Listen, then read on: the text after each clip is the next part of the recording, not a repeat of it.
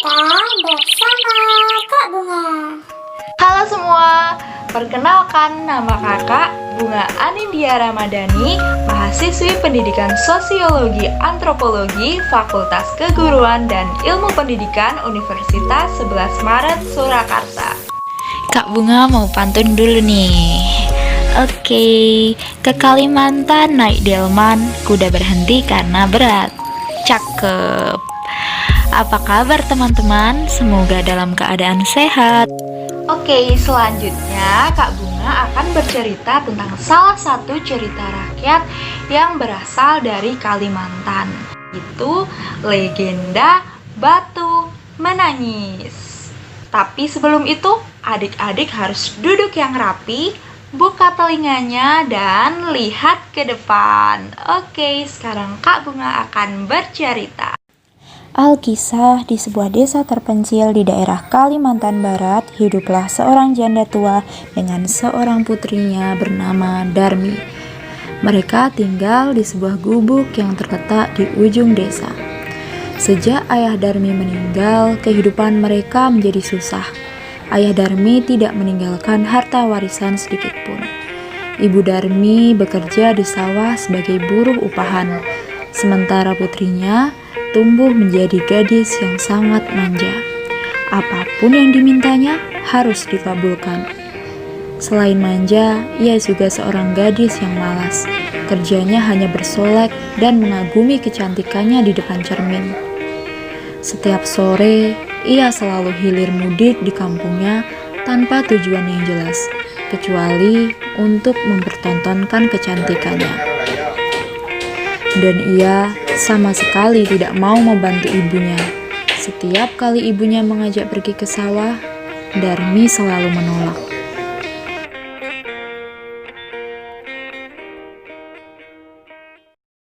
Hingga pada suatu hari,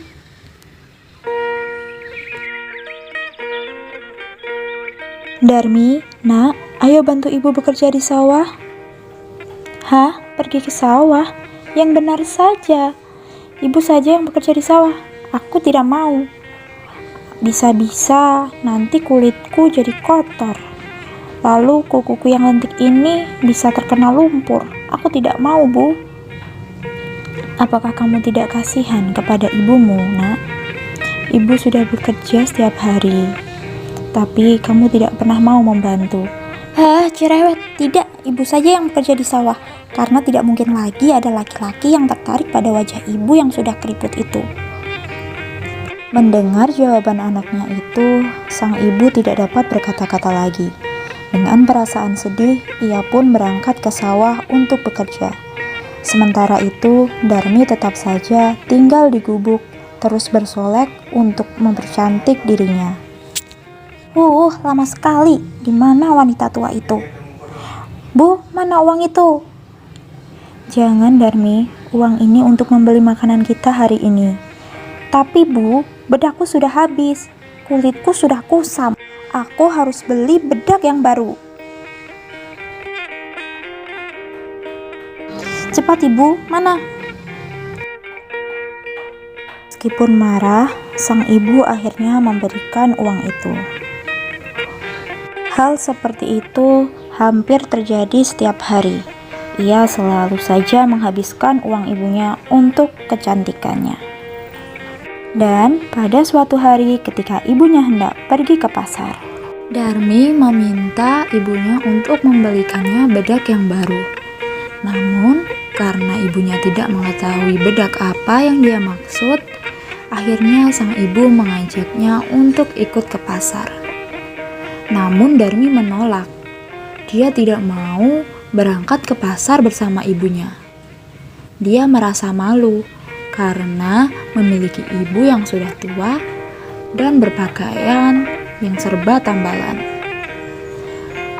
Akhirnya Darmi pun mau berangkat pergi ke pasar bersama ibunya. Namun dengan satu syarat, sang ibu harus berjalan tepat di belakangnya. Mereka tidak boleh bersandingan. Meskipun keduanya ibu dan anak, penampilan mereka terlihat sangat berbeda, seolah-olah mereka bukan keluarga yang sama. Sang anak terlihat cantik dengan pakaian yang bagus, sedangkan ibunya kelihatan sangat tua dan pakaian yang sangat kotor, penuh dengan tambalan. Di tengah perjalanan, Darmi bertemu dengan temannya yang tinggal di kampung lain. "Hai Darmi, hendak kemana kamu?" tanya temannya itu. "Ke pasar," jawab Darmi dengan pelan. "Lalu, siapa orang yang di belakangmu itu? Apakah dia ibumu?" "Tentu saja bukan ibuku. Dia adalah pembantuku." Laksana disambar petir, sang ibu mendengar ucapan putrinya itu. Dia hanya terdiam sambil menahan rasa sedih. Akhirnya, sang ibu berhenti lalu duduk di pinggir jalan. Kenapa berhenti? Ayo Bu, cepat Bu. Ibunya tetap saja diam. Namun, beberapa saat kemudian, tiba-tiba langit menjadi mendung, petir menyambar-nyambar, dan suara guntur berburu memekakkan telinga. Hujan deras pun turun pelan-pelan. Kaki Darmi berubah menjadi batu, dan Darmi pun mulai panik. Namun, nasi sudah menjadi bubur. Hukuman tidak dapat lagi dihindari. Perlahan-lahan, seluruh tubuh Darmi berubah menjadi batu. Perubahan itu terjadi dari kaki menuju badan hingga kepala. Gadis durhaka itu hanya bisa menangis dan menangis menyesali perbuatannya.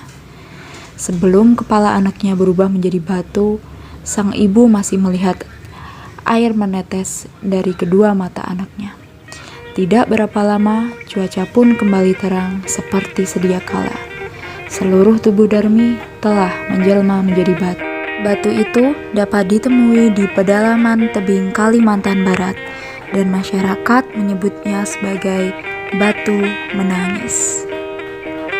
Di dalam tunjuk ajar Melayu dapat dikatakan sebagai kalau hidup mendurhaka, kemana pergi akan celaka.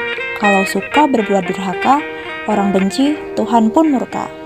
Nah teman-teman, pesan moral yang dapat kita ambil dari dongeng Batu Menangis diantaranya yaitu sebagai seorang anak kita harus menghargai dan menghormati kedua orang tua. Yang kedua, kita tidak boleh berbicara kasar kepada orang tua. Dan yang ketiga, sayangi orang tua kita seperti mereka menyayangi kita. Sekian dari Kak Bunga. Semoga bermanfaat. Terima kasih. Sampai jumpa.